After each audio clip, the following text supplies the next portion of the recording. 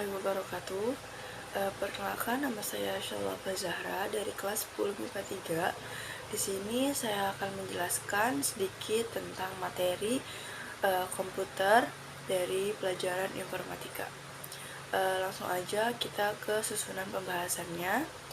Jadi susunan pembahasan yang pertama itu ada pengertian komputer, kedua sejarah komputer, ketiga perkembangan komputer, keempat implementasi komputer, penggolongan dan jenis komputer, definisi komputer, dampak positif dan dampak negatif komputer, manfaat komputer, dan yang terakhir itu kesimpulan komputer atau kesimpulan materinya. Apa sih komputer itu? Komputer adalah sebuah alat yang dipakai untuk mengolah data dan perintah yang harus diprogramkan. Nah, komputer ini semula dipergunakan untuk menggambarkan orang yang pekerjaannya menghitung aritmatika dengan alat bantu, tetapi arti kata ini kemudian dipindahkan kepada mesin itu sendiri. Pada awalnya, pengolahan informasi hampir eksklusif berhubungan dengan masalah aritmatika. Tetapi komputer modern dipakai untuk banyak tugas yang tidak berhubungan dengan matematika. Secara luas, komputer didefinisikan sebagai suatu peralatan elektronik yang terdiri atas beberapa komponen yang dapat bekerja sama antara komponen satu dengan yang lain untuk menghasilkan suatu informasi berdasarkan program data yang ada. Konsep komponen-komponen komputer ini berasal dari arsitektur von Neumann ketika John non-Neumann memaparkan arsitekturnya pada tahun 1945. Selanjutnya ada sejarah komputer. Awal munculnya komputer ini pertama kali ditemukan pada tahun 1822 oleh seorang ahli matematika asal Inggris yang bernama Charles Babbage. Mulanya Babbage bermaksud untuk menciptakan sebuah mesin hitung bertenaga uap yang dapat menghitung tabel angka. Mesin tersebut kemudian diberi nama Difference Engine 0 dan digadang-gadang sebagai komputer pertama di dunia. Bentuk Difference Engine ini sendiri sangat jauh berbeda dari kebanyakan model komputer modern saat ini. Meskipun demikian, prinsip kerja yang dimiliki mesin tersebut sama seperti komputer modern, mampu melakukan perhitungan angka alias komputasi. Hingga pada tahun 1890, seorang penemu bernama Hermann Hollerith merancang sebuah sistem kartu yang mampu menghitung hasil kasus AS yang dilakukan pada tahun 1880. Dan berkat inovasi tersebut, Hollerith berhasil menghemat anggaran pemerintah sebanyak 5 juta dolar AS. Selanjutnya ada perkembangan komputer digital. Nah, komputer digital ini pertama kali mulai berkembang pada tahun 1930. Pengembangan mesin komputer digital pertama kali adalah Alan Turing, yang juga merupakan seorang peneliti matematika. Ia berhasil mengembangkan sebuah mesin yang dapat menjalankan sekumpulan perintah. Mesin itu kemudian disebut dengan Turing Machine. Nah, dengan simulasi gagasannya yang juga dinamai uji Turing. Meskipun Turing menjadi pengembang mesin pertama, akan tetapi komputer digital baru dikembangkan pertama kali oleh Konrad Zuse. Insinyur mesin asal Jerman tersebut membuat komputer digital pertama bernama Z1. Nah, sebelum pecahnya Perang Dunia Kedua, Zuse merakit model komputer digital pertama kali tahun 1936 di Berlin, tepatnya di ruang tamu orang tuanya. Nah, model komputer digital ini yang dikembangkan oleh Zuse ini sayangnya hancur ketika Perang Dunia Kedua. Dan kemudian ketika ketika Perang Dunia Kedua tengah berlangsung tahun 1943, John Mauchly berhasil menciptakan mesin bernama Electronic Numerical Integrator and Calculator yang biasa disebut ENIAC. Nah, mesin ini dibekali dengan kemampuan analisa yang dapat menghitung ribuan masalah dengan cepat dan hitungan detik. Awal mesin ini diciptakan untuk membantu Angkatan Darat memprediksi serangan. Perkembangan komputer itu sendiri terbagi dalam 5 generasi. Yang pertama ada komputer generasi pertama memiliki ciri-ciri utama dalam ukuran fisik yang besar. Karena ukuran fisiknya yang besar, itulah maka memerlukan daya listrik yang besar juga. Adapun komponen yang digunakan adalah berupa tabung hampa udara. Programnya dibuat dalam bahasa mesin yang menggunakan konsep storage program. Data dapat disimpan magnetic disk. Lanjut ke generasi yang kedua itu pada tahun 1959 sampai 1965 menggunakan komponen berupa transistor yang lebih kecil daripada tabung hampa udara. Meski begitu, kapasitas memori utamanya cukup besar dengan proses operasi yang lebih cepat.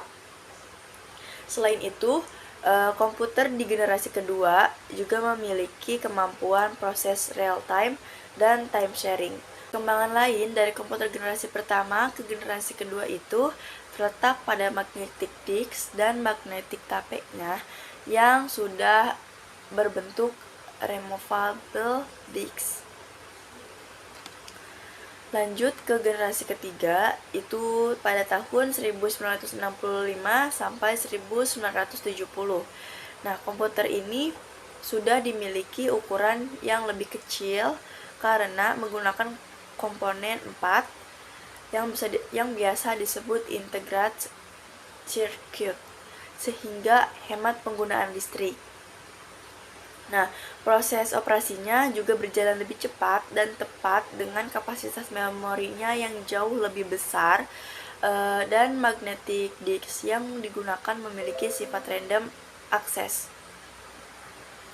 Nah, komputer di generasi ini juga sudah didapat melalui multiprogram dan multiprocessing, serta dapat memiliki komunikasi data antar komputer. Nah, alat input dan outputnya juga semakin canggih menggunakan visual display terminal. Lanjut ke generasi keempat. Nah, dimulai pada tahun 1970. Nah, personal komputer atau biasa disebut dengan PC sudah dimulai berkembang di generasi ini. Produknya adalah Apple II. Nah, memori komputernya sudah menggunakan bentuk chip dari mikroprosesor dan semikonduktor dengan teknologi large cell integration yang bisa disebut dengan LSI, yang juga disebut dengan bipolar large storage integration.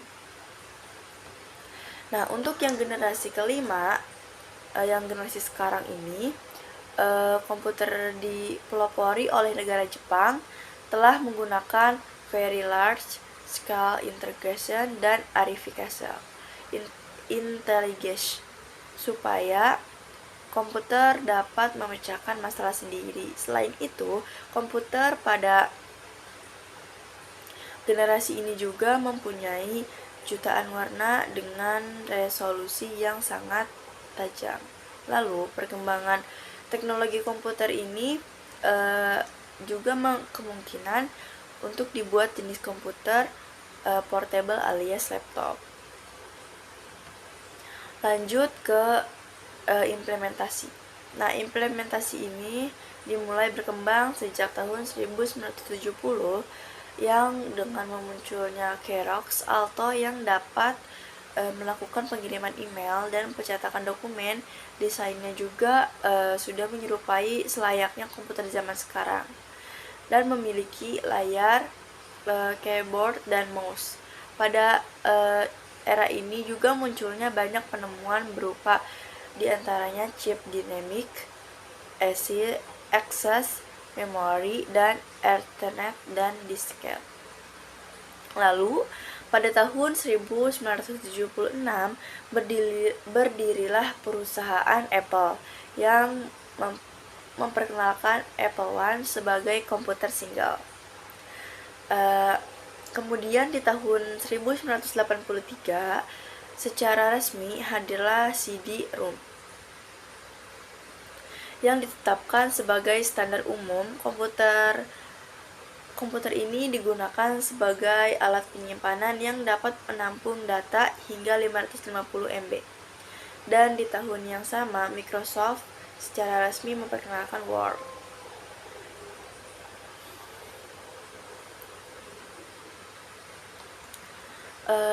Kemudian Microsoft juga mengeluarkan sistem operasi Windows yang telah dibekali antarmuka grafis serta keunggulan multitasking.